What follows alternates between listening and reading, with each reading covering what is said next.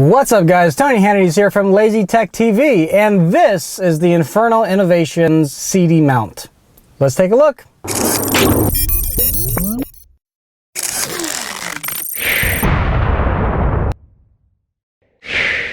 So if you've been following this channel for, I don't know, maybe about a year and a half, I've gone through a myriad of amount of different mounts for my vehicle. I don't know what it is about me personally, but I've got to say there are a lot of different mount options out there. And the one style mount that I've come down to really look out for are the CD tray mounts. The reason being is I don't like covering my vents. I like all the vents to be pointed at me as much as possible and my passengers, but also because I don't use the CD player.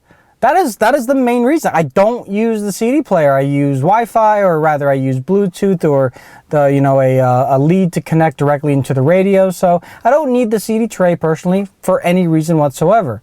And if I did, the majority of these CD mounts still allow you to play CDs. So this is one by Infernal Innovations. They have a couple, but their CD mount was very intriguing to me because the one that I had previously used by Radmo was a single mount, which is just like this, which allows the phone to be slid in between depending on how wide the arms are, and it faces forward, directionality to the back. So with the Infernal mount, it's on a ball, so you can actually change the directionality to be pointed specifically at me as the driver, or if it's for the passenger, specifically at them. And I think from a safety standpoint, and also just for reasons of just being able to look at your phone without having to twist your body in motion or anything like that, that is very, very beneficial. Also, one thing that the Radmo doesn't have, this actually has its own kind of clip. So when it goes into the CD tray, it clips in and adheres itself just based off of pressure. Now, not all CD trays are created equal. So what they've done is they've actually added these extra plugs, I guess if you would call them that, to increase the size so it can fit in your appropriate CD tray. So let's take a look at it. So the way that this is supposed to go, as you can see, my CD tray here is right underneath the digital readout and right above the radio dials. The way that this is supposed to go, you open it up so it's straight, goes in there. But for me personally, what happened is that this large volume dial got in the way, and I almost thought, hey, this isn't gonna work out for me. But I just flipped it upside down, and then you clip it back into place, and it stays in one place and it does what it's supposed to do. Now, the way that the phone stays on to this mount isn't any kind of latch or anything like that, or any kind of slide-in mechanism. It's actually using a very, very strong magnet. How strong? Check it out. So the nice thing is, no matter how big your device is, even an iPad, this magnet is very, very strong, and you can actually place the phone in any directionality and in any orientation. I like to look up the phone if I need to in portrait mode, but if you are watching something when you're stationary, legally as you would, you can put it into landscape mode if you need to. And the nice thing is, unlike the Radmo, which kind of covers where the plugs might be, this one is open air, and so you have no problems plugging in the phone at the same time as using the headphone jack or what have you. The way that the magnet works on the phone side of it is you can do one of three things. Now, I have a Nexus 6, so I really only had two choices. One option would be to adhere the magnet directly onto the outside of the phone.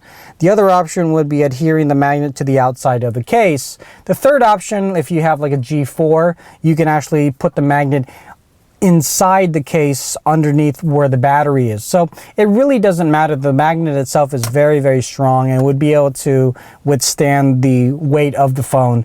Now, one thing that I had noticed, and this is one of the biggest fallbacks for this whole system and any other magnetic system that I've come across, is the fact that the magnet covers the NFC connection and wireless charging capability. Those are actually two things that I use on a daily basis. In fact, you guys have seen me use this wireless charging tilt charger here in the car. But with this magnet, I can't use it. And when I want to go pay and use Android Pay or what have you, I can't use that. I can't tap contacts over when I'm at conventions. It's kind of a nuisance. The fact that the two major standpoints of me using this phone continuously, I can't use those features because of the magnet, because of this mount. One other big issue that I've actually had with the magnet and the mount is if the phone is on and I'm looking at something, whether it be a map or I'm setting up my screen for listening to my podcast or what have you, when I place the magnet directly on the phone and I place it directly on the mount, the screen goes blank. Now, it's not that big of a deal. You can just turn it back on with the power button or lift up the phone and put it back and then it fixes itself. But I'm a little afraid that actually might be a detriment to the phone itself. Like I said, this is a very, very strong magnet. And I'm not quite sure if a magnet that strong is supposed to be that close to the battery and that close to the phone's inner workings. The other big problem that I have with at least this particular setup, again, this is going to be different from car to car to car, but with my particular setup, this part works great. No problems here. But if I ever needed to get into, oh, I don't know, any of the buttons down here, then this is in the way. I got to take it down for me to be able to kind of feel around or at least look directly at the scan or audio buttons. I mean, luckily for me on my steering wheel, I have the volume control, but there are some times where I do want to change the audio functionality and change the fader and things like that. So it is just kind of a little bit in the way. Again, this is my setup in a 2007 Nissan Altima. Might be completely different for you. So for me, I'm going to continue using this until I find something better. But like I said, there are issues that I have with it. It is not the perfect solution.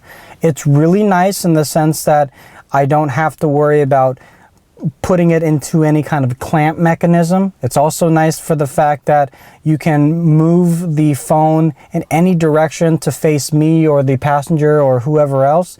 But it does have its downfalls, especially with its main construct, which is the magnet.